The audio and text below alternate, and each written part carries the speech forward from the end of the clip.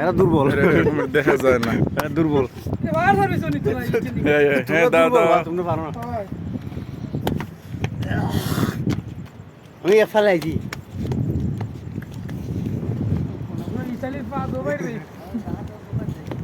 জাহাজ তো অনেক বড় আছে।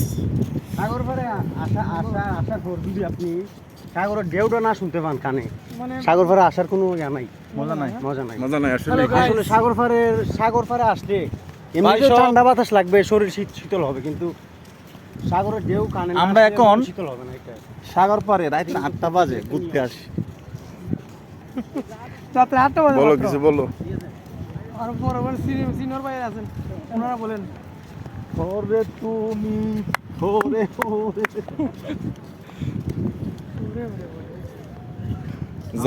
জাহাজ তো অনেক বড়।